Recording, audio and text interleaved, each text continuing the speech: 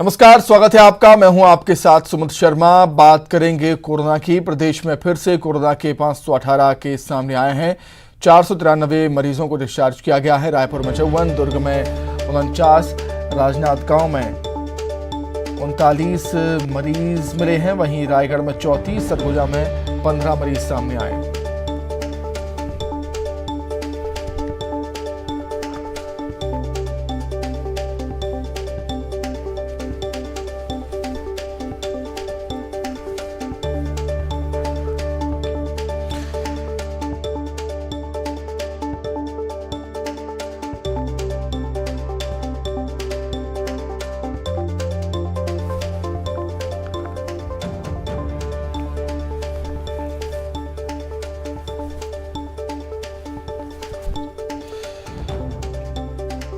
तो एक बार फिर बड़ी संख्या में केसेस सामने आए हैं। छत्तीसगढ़ में युगल जुड़ गए हमारे साथ फोन पर। युगल, एक बार फिर बड़ी संख्या में केस सामने आए हैं। बिल्कुल, देखिए सुमित, कोरोना के आंकड़े पर लगाम बिल्कुल भी लग नहीं रहा है। 518 मरीज पाए गए हैं पूरे छत्तीसगढ़ में। और ये राहत की बात कुछ ये है कि एक भी मरीज की मौत नहीं हुई है। वही 493 मरीज हैं जो डिस्चार्ज किए गए हैं। और बड़ी बात यही है कि लगातार दुर्ग में जो 49 मरीज पाए गए हैं, राजनांदगांव में 39 मरीजों की संख्या मिली है। इसी तरह रायपुर में मरीजों की संख्या है वो 54 हो गई है। धमतरी में 35 और बालोद में 13 मरीज हैं। रायगढ़ में अगर हम बात करें तो 34 मरीज है। वहीं कोरबा में 25 और जांजगीर में 11। ऐसा कोई भी जिला नहीं है सुमित जहां पर मरीज नहीं मिल रहे हैं। बहुत तेजी से जो कोरोना के मामले हैं वो बढ़ रहे हैं, लेकिन लापरवाही है वो भी बदस्तूर जारी है। लोग चाहे वो बाजार हो चाहे फिर सार्वजनिक स्थल, कहीं पर भी मास्क लगाते हुए आदमी नजर नहीं आ रहे हैं। सोशल डिस्टेंसिंग की पूरी तरह से प्रदेश में धज्जियां उड़ी हुई है। यही वजह है कि कोरोना के मामले में लगातार जो इजाफा है वो देखने को मिल रहा है। राहत वाली बात अगर कह सकते हैं इस बीच पूरी, तो यही है कि कोरोना से जो मौत के आंकड़े हैं वो कम है और शायद इसीलिए लोग हैं वो लापरवाही बरत रहे हैं। शोभित, ठीक है युगल, बहुत धन्यवाद आपका तमाम जानकारी के लिए। वहीं दुर्ग में रस्तोगी नर्सिंग होम की 60 छात्राएं फूड पॉइजनिंग की शिकार हो गई। एक छात्रा की मौत भी हो गई है। वहीं बड़ी संख्या में छात्राओं के फूड पॉइजनिंग के शिकार होने से हड़कंप मच गया। 46 छात्राओं की हालत गंभीर बताई जा रही है। बताया जा रहा है कि छात्राएं 4 दिन पहले ही फूड पॉइजनिंग की शिकार हुई थी, लेकिन आज एक छात्रा की मौत के बाद मामला सामने आया। एक एक करके बीमार छात्राओं की संख्या बढ़ने लगी। सभी छात्राओं को अस्पताल में एडमिट किया गया। अस्पताल में उनका इलाज चल रहा है। भिलाई के मेयर नीरज पाल ने जांच के आदेश दे दिए। और जिससे हम लोगों ने निवेदन किया है कि भिलाई में जितने भी हॉस्टल्स हैं वो अपनी जो निर्धारित मापदंड है उसके अनुरूप संचालित किए जा रहे हैं कि नहीं किए जा रहे, इसकी जांच को लेकर कल एक व्यापकता से कोई स्टैंडिंग ऑर्डर जारी करना चाहिए। और ये जो बच्चे इफेक्टेड हुए हैं, इसमें अस्पताल आने पर पता चला कि एक बच्ची जो एडमिट हुई थी और अपने घर चली गई, उसका डेथ हुआ है। ये जानकारी अभी हॉस्पिटल से मिली है। अधिक जानकारी के लिए हम बातचीत करेंगे। संवाददाता मिथिलेश ठाकुर जुड़े हैं फोन पर। मिथिलेश, छात्राओं ने आखिर ऐसा क्या खा लिया जिससे फूड पॉइजनिंग हो गई सभी को? देखिए सुमित, बताना चाहूंगा कि ये पूरा मामला 4 दिन पुराना है, जब छात्राओं का ये कहना है कि उनको बासा खाना खिलाया जाता था और धीरे धीरे उनकी तबीयत बिगड़ी है। तो कुछ छात्राओं की तबीयत बिगड़ी तो उनको अस्पताल में भर्ती किया गया। देखते ही देखते एक के बाद एक छात्राएं की तबीयत बिगड़ती गई। करीब 60 छात्राएं जो है उनकी तबीयत बिगड़ी, जिसमें 39 छात्राओं की स्थिति काफी गंभीर है। 13 जो छात्राएं हैं वो सामान्य है। एक छात्रा की मौत हुई है। उसके परिजन उसको तबीयत खराब होने पर अपने घर ले गए थे और वहां पर आज उसकी डेथ हो गई है। जब डेथ हुई है तो पूरा अस्पताल के माध्यम से ये मामला खुला है, अन्यथा जो प्रबंधन, कॉलेज प्रबंधन है, उसकी कोई जानकारी भी नहीं दी थी। तो जब ये डेथ हुई है तो उसके बाद में मामला खुला है। काफी हड़कंप मच गया, क्योंकि एक साथ 60 जो है वो छात्राएं हैं जो एएनएम और नर्सिंग का कोर्स कर रही थी कॉलेज में, तो वो सभी बीमार हैं। और अब जो है भिलाई के महापौर नीरज पाल ने इस पूरे मामले में कलेक्टर से जांच के आदेश, मतलब कलेक्टर से जांच की मांग करवाई है, ताकि इस तरह की कोई घटना जो है वो दोबारा ना हो। तो एक बड़ा मामला भिलाई में प्रकाश में आया है, तो पूरे मामले की जांच जांच की जाएगी और जांच के बाद में ही जो ये मालूम चल पाएगा कि आखिरकार वजह क्या थी। कॉलेज प्रबंधन ये कह रहा है कि नहीं, उसकी जो डेथ हुई है छात्रा की वो फूड पॉइजनिंग वजह नहीं थी। ठीक है मिथिलेश, बहुत धन्यवाद आपका तमाम जानकारी के लिए, आपका बहुत शुक्रिया। आगे बढ़ते हैं। आजादी के अमृत महोत्सव पर बीजेपी देश भर के 20 करोड़ घरों पर तिरंगा लगाने का अभियान चला रही है। छत्तीसगढ़ में भी अभियान को पूरा करने के लिए बीजेपी के नेता जोर शोर से लग चुके हैं। पार्टी ने सांसदों, विधायकों को और चुनाव लड़ चुके नेताओं, पार्षदों को टारगेट दिया है। सांसदों को 20,000, विधायकों को 10, पूर्व विधायकों को 5,000, चुनाव लड़ चुके प्रत्याशियों को 2,500 और पार्षदों को 1,000 तिरंगे की व्यवस्था करने के निर्देश दिए गए। बीजेपी के इस अभियान पर कांग्रेस ने तंज कसा। हर घर तिरंगा अभियान में पूरी तेज गति के साथ में 9 तारीख से यह अभियान शुरू होगा। 9 से 11 अगस्त तक जन जागरण अभियान होगा। गांव-गांव में, गली-गली में, घर-घर के सामने, शहरों में, नगरों में, महानगरों में सब जगह जन जागरण अभियान होगा 3 दिन का। और फिर 11 तारीख से 13 तारीख तक 3 दिन तक प्रभात फेरी निकाली जाएंगी, जिसमें तिरंगा झंडा लेकर रघुपति राघव, राजा राम और वंदे मातरम के गीत गाते हुए दीवाने सड़कों पर चलेंगे। और 13 तारीख से 15 तारीख तक हर घर में झंडा फहराया जाएगा। मुझे लगता है कि ये सोच मानसिक दिवालियापन को दर्शाता है। हिंदुस्तान के सभी लोग राष्ट्रध्वज का सम्मान करते हैं और स्वतंत्रता दिवस और गणतंत्र दिवस ही नहीं, हम लोग हर शुभ दिन में अपने घरों में, शासकीय कार्यालयों में और जहाँ भी जाते हैं राष्ट्रीय ध्वज के सम्मान के साथ फहराया जाता है। राजनीतिक लाभ के लिए अगर भारतीय जनता पार्टी ये सोचती है कि 5,000 झंडे विधायकों को दे करके वो इसका राजनीतिक लाभ लेना चाहते हैं, तो मैं समझता हूँ ये उनकी सोच का दिवालियापन है। वहीं प्रदेश की कुछ प्रसिद्ध जगहों के नाम बदले जाएंगे। चंदखुरी, गिरदौरपुरी और सोना खान का नाम बदलेगा।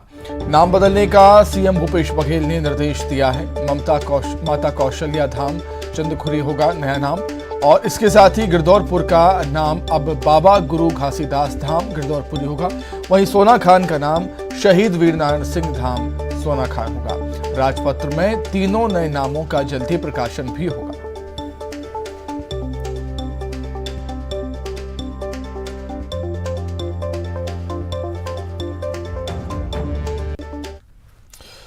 लंदन के SOAS यूनिवर्सिटी में भारत के 75 साल पर 3 दिवसीय कॉन्फ्रेंस का आयोजन किया गया। कॉन्फ्रेंस के उद्घाटन सत्र को सीएम भूपेश बघेल ने वर्चुअली संबोधित किया। सीएम भूपेश बघेल ने कहा कि विविधता में एकता हमारी सबसे बड़ी ताकत है। भारत दुनिया का सबसे बड़ा लोकतंत्र है और उभरती हुई आर्थिक ताकत है। अपने संबोधन में उन्होंने कहा कि धर्म के नाम पर समाज का विभाजन चिंताजनक है। छत्तीसगढ़ सामाजिक न्याय और गांव स्वराज्य के सपने को साकार कर रहा है।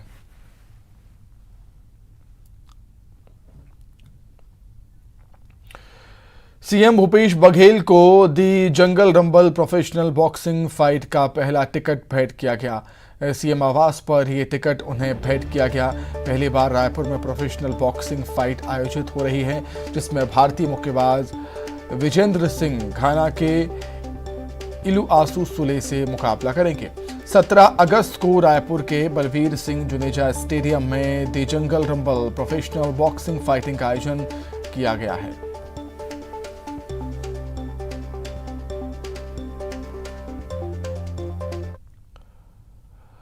खरगोन के बड़वाह में खड़ी कार में आग लग गई। कुछ ही मिनटों में कार जलकर खाक हो गई। आग लगने के कारणों का खुलासा नहीं हो पाया है। कार जलने के दौरान धमाकों की आवाज भी आती रही। इस दौरान घबराकर लोग बाहर आ गए। सूचना मिलते ही मौके पर फायर ब्रिगेड की टीम पहुंची, आग पर काबू पाया, लेकिन कार पूरी तरह जब तक जल गई थी।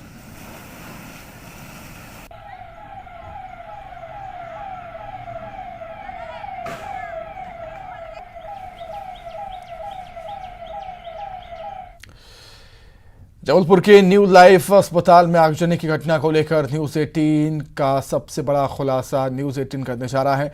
अस्पताल के मैनेजमेंट ने बड़ी ही होशियारी से फर्जी दस्तावेज के बावजूद एनओसी प्राप्त कर दी। हैरानी की बात तो यह है कि CMHO और तत्कालीन जांच टीम ने बिल्डिंग तक को नहीं देखा और पंजीयन दे दिया। यही नहीं, अस्पताल कई मानकों पर खरा नहीं उतर रहा है, बावजूद उसके रिकॉर्ड में खानापूर्ति की गई।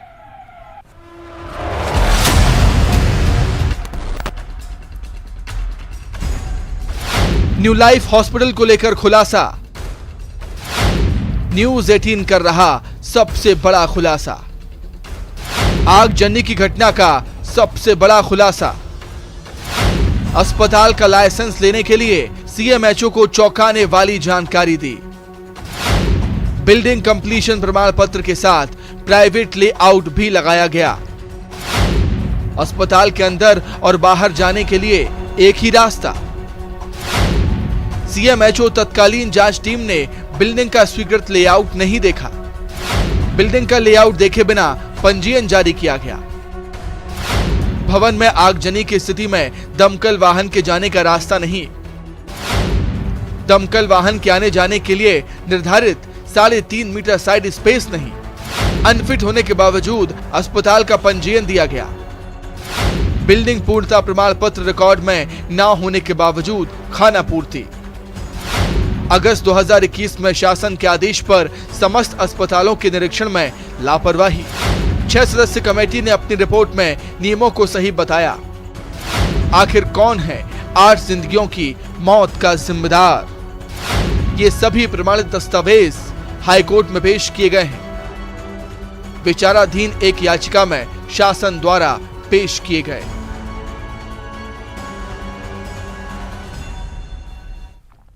आइए अब सुनते हैं अस्पताल अग्निकांड की कहानी चश्मदीदों की जुबानी।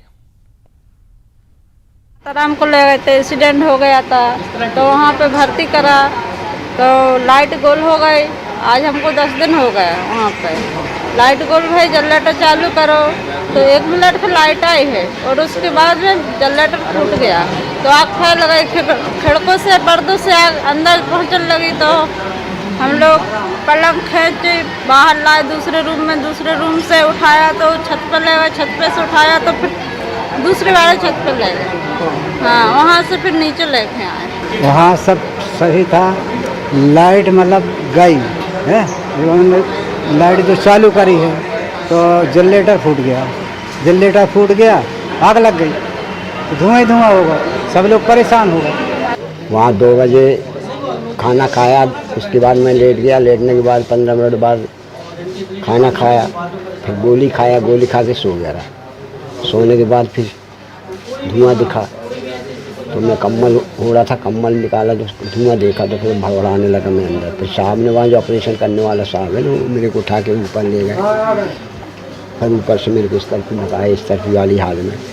फिर इधर से फिर सिड्डी वाली बाहर वाली सिड्डी से लाए, ऐसा हाल हुआ। फिर इसके बाद मेरे को गाड़ी में लेके घर आए साहब। देवास में उद्यानिकी विभाग के घोटाले की जांच करने उज्जैन से लोकायुक्त की टीम उद्यानिकी विभाग पहुंची। दरअसल उद्यानिकी विभाग कुछ दस्तावेज लोकायुक्त को नहीं दिए जा रहे थे।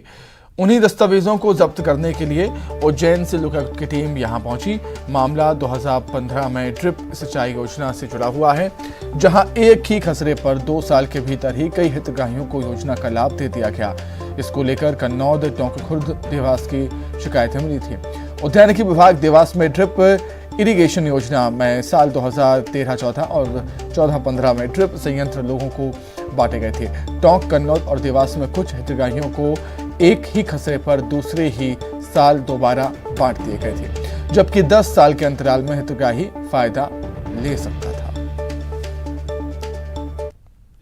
इरिगेशन योजना अंतर्गत वर्ष 2013-14 और 14-15 में जो ड्रिप संयंत्र लोगों को बांटे गए थे, उसमें टोंक, कन्नौद और देवास में कुछ हितग्राहियों को दूसरे ही वर्ष दोबारा बांट दिए गए थे एक ही खसरा पर। जबकि योजना अंतर्गत ये नियम था कि 5 हेक्टेयर तक अलग अलग वर्ग के हिसाब से इसमें सब्सिडी दी जाती थी और 10 वर्ष के अंतराल में हितग्राही फायदा ले सकता था। लेकिन विद्यालय को शिक्षा का मंदिर कहा जाता है, जहां बच्चों को पढ़ा लिखाकर महान बनाया जाता है, लेकिन बड़वानी में इसी शिक्षा के मंदिर का वहीं के शिक्षक ने बुरा हाल कर रखा है।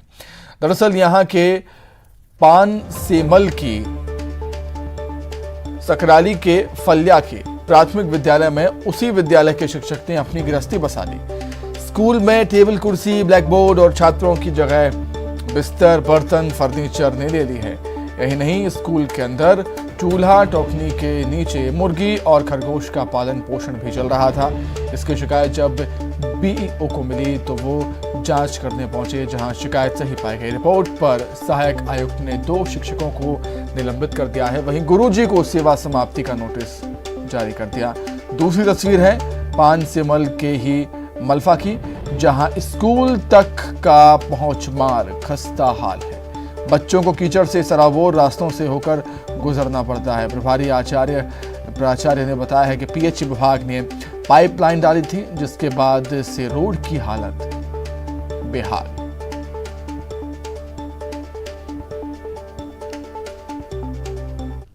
पाया गया कि मुर्गियां हैं और घरेलू सामान, गैस टंकी, चूल्हा, बिस्तर, पेटी आदि सामान रखा हुआ पाया गया है, जिस आधार पर स्कूल का पंचनामा बनाया गया है। सामान जब्ती की कार्रवाई भी प्रस्तावित की गई है। साथ ही ग्रामीण जनों से मौके पर पंचनामा बनाया गया है, जिसमें ग्रामीणों द्वारा शिकायत की गई है कि स्कूल पिछले 2 साल से नहीं लग रही है, लगती भी है तो अनियमित लगती है, बाहर बैठा करके पढ़ाया जा रहा है बच्चों को। ये हायर सेकेंडरी स्कूल है। यहाँ पर लगभग 300 बच्चे विद्यार्थी अध्ययनरत है। प्रतिदिन बच्चे बाहर से आते हैं, जिनको आने में यहाँ पर काफ़ी कठिनाइयों का सामना करना पड़ता है। कितने समय से इसे शिकायत है सर? ये कम से कम 1 महीने से शिकायत चल रही है और विगत 7 वर्ष से रोड बना नहीं है सर। इसको लेकर के किस तरीके की कार्रवाई की जाएगी? सकराली की रिपोर्ट हमारे पास आ गई है, तो सकराली में जो शिक्षक हैं वो अभी गुरुजी हैं, तो उनको सेवा समाप्त करने का अंतिम SCN दिया गया है। और वहाँ के जो 2 जन शिक्षक हैं, जिनके द्वारा ये निरीक्षण कर और इस चीज़ को सबसे पहले प्रकाश में लाना चाहिए था, उन दोनों को निलंबित किया गया है।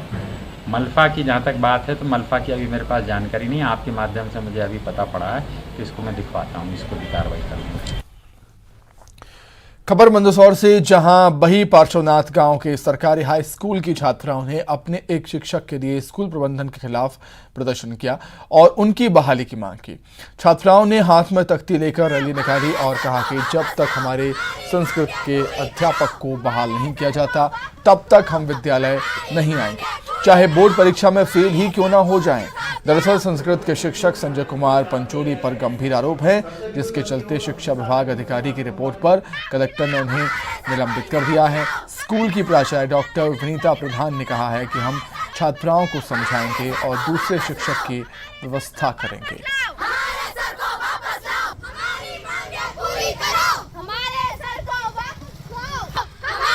कि वो हमको इतना अच्छा पढ़ाते थे कि हम संस्कृत जानते ही नहीं थे। इसी स्कूल में आपके हमने संस्कृत पढ़ना सीखा, श्लोक इतने गा के सुनाते। वो हर एक पहला लेसन होता है वो वंदना उन्होंने हमको याद करवाई, तो उनको क्यों सस्पेक्ट किया? उनकी क्या गलती थी? हम 10वीं फेल हो जाएंगे पर हम यहीं पे बैठ के नाराबाजी करेंगे और हमारे सर को कलेक्टर के पास जाएंगे हम कि हमारे सर में ऐसी क्या कमी थी, ऐसा क्या कारण हुआ था कि उनको सस्पेंड करवा दिया गया है।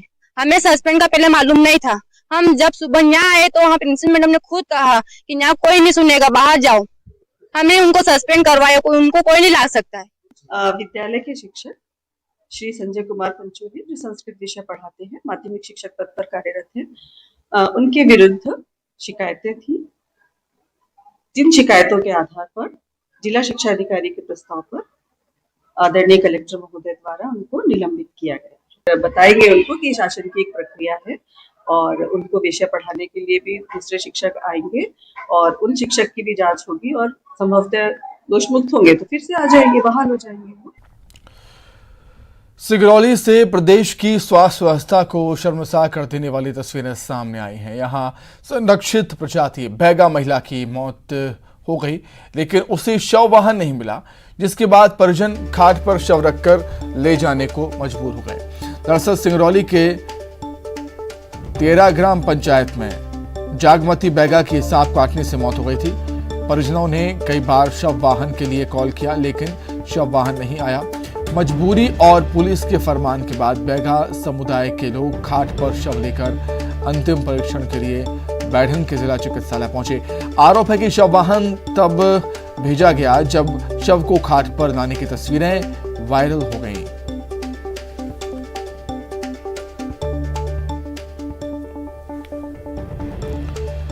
तो खाट पर सिस्टम की ऐसी तस्वीरें कई बार हम और आप देख चुके हैं और ऐसी कई तस्वीरें सामने आने के बाद भी हालात जस के तस।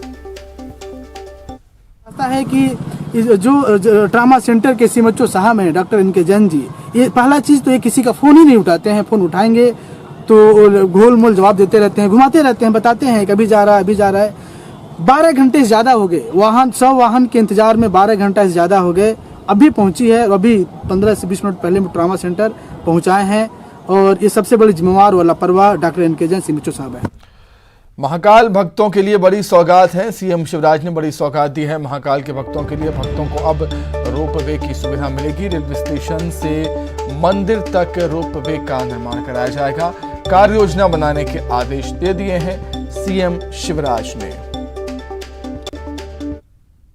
लेकिन एक सौगात और, आज सावन के तीसरे सोमवार को प्रधानमंत्री मोदी जी को हृदय से धन्यवाद देता हूं, नितिन गडकरी जी को हृदय से धन्यवाद देता हूं। रेलवे स्टेशन पर उतरकर उज्जैन से लोग महाकाल महाराज के मंदिर सड़क मार्ग से जाते हैं। अनेकों बार, चाहे सावन सोमवार हो या बाकी त्योहारों के दिन हो, भारी भीड़ उमड़ती है, ट्रैफिक जाम की स्थिति बनती है, जनता जनार्दन को भी असुविधा होती है। और इसलिए हमने प्रार्थना की थी गडकरी जी से कि अगर उज्जैन रेलवे स्टेशन से ट्रेन से उतर के रोपवे में भक्त बैठें और सीधे महाकाल मंदिर के प्रांगण में उतर जाएं, तो सीधे वहाँ उतर के दर्शन करेंगे और फिर रोपवे से ही वापस रेलवे स्टेशन आ जाएंगे। तो सड़क पर जो भारी भीड़ होती है भक्तों की, वो कम हो जाएगी, तो भक्तों को भी असुविधा नहीं होगी और सड़क पर चलने वाली जनता को भी असुविधा नहीं होगी।